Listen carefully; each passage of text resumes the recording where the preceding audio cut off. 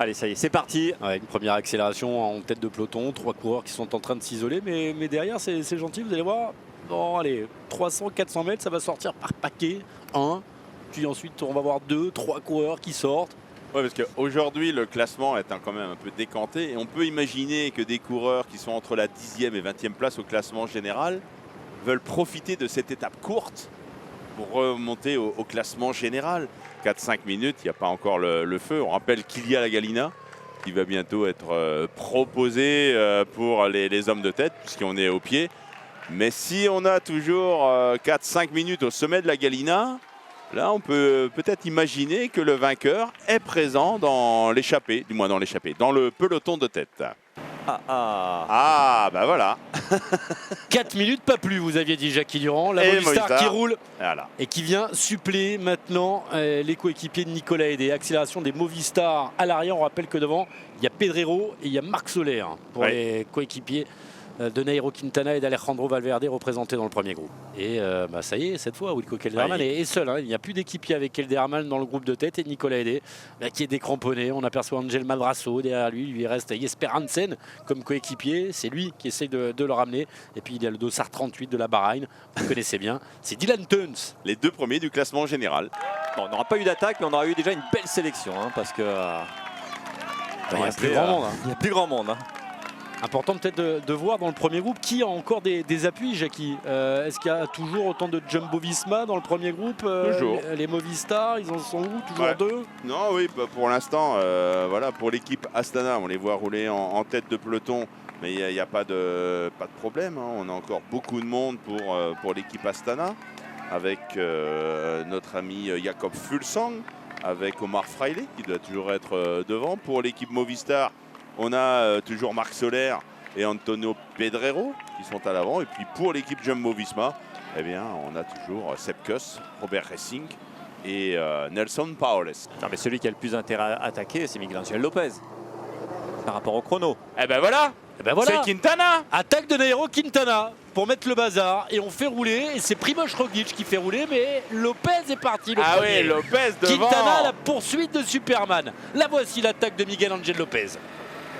Et regardez, George Bennett n'arrive pas à aider Primož Roglic. Hein. C'est Primož Roglic, le leader de la Jumbo-Visma, qui est dans l'obligation lui-même de faire le tempo.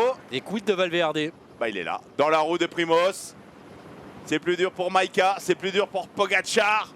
Voilà, la grosse explication à 20 km déjà de l'arrivée. Est-ce que Valverde va y aller? Est-ce que Quintana va y aller? Quintana qui va me faire un bel effort, hein, déjà derrière Miguel Angel Lopez.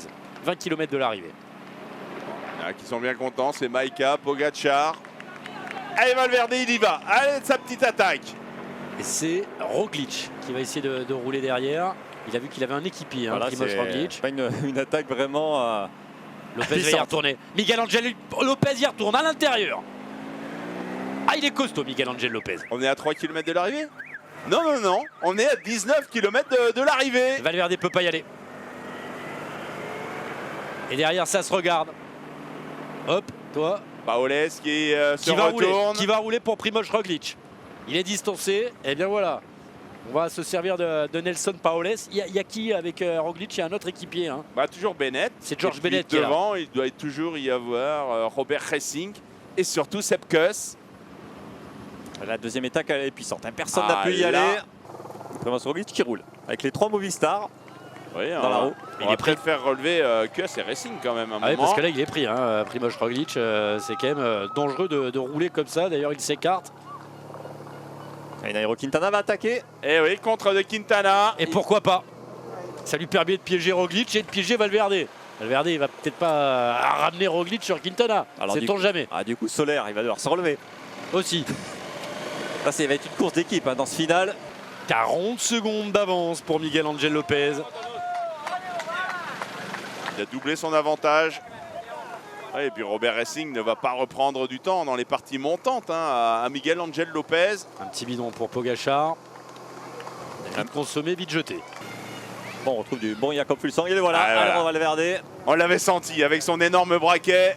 C'était pour préparer une attaque. Et là, Quintana ne peut pas y aller. Il va marquer un Primož Roglic, évidemment. Et on va laisser Roglic se débrouiller. Il peut se passer encore beaucoup de choses. Alors, regardez, l'attaque de Nairo Quintana. Et Valverde qui va se placer derrière Primož Roglic maintenant. Bah, si Roglic, à un moment, il en a marre de se faire attaquer de part et d'autre, c'est peut-être lui, hein, s'il en a les moyens, qui va peut-être déclencher les hostilités. Il y a un moment, en tête de course, en tête de course, un seul homme. On va pas s'y attendre. Ce serait Marc Soler qui serait en tête de course. On va mettre au conditionnel encore. Entre deux grésillements sur les ondes de Radio Course, on nous a annoncé El Dossard Ocho. Autre chose, c'est bien ça. C'est Marc Soler en catalan. Marc Soler. On retrouve quelques images là. Avec Sepp Kuss et Primož Roglic apparemment. Ouais, qui ont été, on le rappelle, distancés par Nairo Quintana et Valverde qui doivent être juste devant. Eh bien, on l'avait placé à l'avant pour peut-être aider Valverde et Quintana, mais surtout pour aller gagner l'étape. Valverde, il est là. Oui, Nairo Quintana. Et il est devant Quintana, il est parti avec Pogacar. Avec Tao Geoghegan Hart qui a été repris également, qui était en compagnie de Geoffrey Bouchard tout à l'heure. Ah oui, l'équipe Movistar là qui fait vraiment une bonne opération parce que Miguel Angel Lopez a été repris et n'a plus d'équipier. On n'a pas perdu les images très longtemps, mais c'est quand même passé beaucoup de choses. Et le battu du jour, c'est Primož Roglic. Primož Roglic qui doit revenir maintenant, 5 km de l'arrivée. Marc Soler est en tête, nous avons retrouvé les images.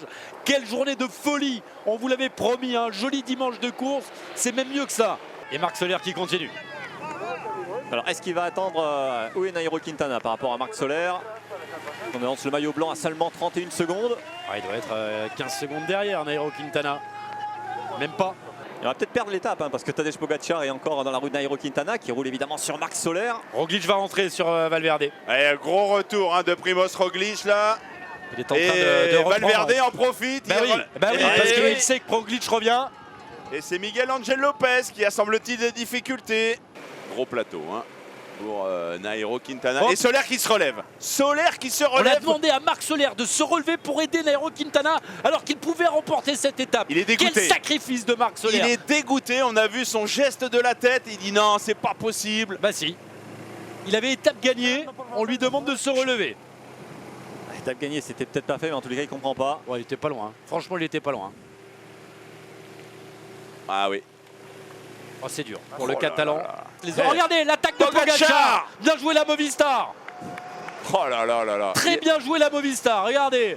Marc Soler, il va servir à rien parce qu'il va pas pouvoir prendre le rythme de Tadej Pogacar. Et Quintana, il va être tellement énervé, Marc Soler. Il va prendre Pogacar, il va pas attendre Quintana. Qui va rouler très très fort. Non mais là, n'importe quoi. On veut gagner le général, mais on perd l'étape. Il s'en remet pas, il s'en remet pas. Il dit, je l'attends, il n'est pas capable de suivre Pogacar. Et Pogacar va en profiter. 20 ans et peut-être une victoire d'étape pour Tadej Pogacar. Ça bouge encore derrière avec Primož Roglic qui lâche, qui essaye de lâcher Miguel Angel Lopez. Ouais, on se souvient de Pogacar qui était impatient, notamment sur cette 6e étape en direction d'Ares del Maestrat, où il avait attaqué à 1 km du sommet alors qu'on ne se disputait plus la victoire d'étape. Là, c'est bien joué. Oui, il prend du temps, Pogacar. Ah, Marc Soler. Il a carrément arrêté de rouler. Il a montré à Nairo Quintana, je peux pas. Non, il doit attendre Valverde. On lui demande d'attendre Valverde. Oui, c'est ça. Il vient de dire à Quintana, excuse-moi, débrouille-toi tout seul. Je dois attendre Valverde. C'est du grand n'importe quoi. Allez, dernier kilomètre pour Tadej Pogacar. Épatant. À 20 ans, ce qu'il réalise, Tadej Pogacar, on l'attendait sur un grand tour. Il va aller chercher l'étape. 21 secondes d'avance sur Nairo Quintana, à la flamme. Quintana qui passe sous la flamme rouge. Quelle étape! Plus que 200 mètres. Et Tadej Pogacar, à 20 ans, va aller chercher sa première victoire dans un grand tour. Je pense qu'il y a quelques pros qui nous écoutent, qui doivent être affolés par l'âge de Tadej Pogacar. C'est l'année qui veut ça, changement de génération cette année dans le cyclisme avec la victoire d'Egan Bernal, bien entendu, sur le dernier Tour de France. Lui aussi a remporté le Tour de l'Avenir. Il est hilar, Tadej Pogacar, au moment de couper la ligne d'arrivée. Il s'impose aujourd'hui au sommet du Cortaz d'Enkamp. Victoire slovène, pas forcément celui qu'on attendait. Nairo Quintana maintenant qui arrive, Quintana qui va probablement aller chercher le maillot rouge. Ça va pas se jouer à grand chose. C'est pas fait encore. On va prendre les temps sur la ligne. Bon, il fera une bonne opération pour le maillot vert. Il a marqué quelques points, mais on va prendre les temps. Regardez, le petit sourire aussi de Nairo Quintana qui se dit bah tiens, je termine devant Alejandro Valverde. On déclenche le chrono.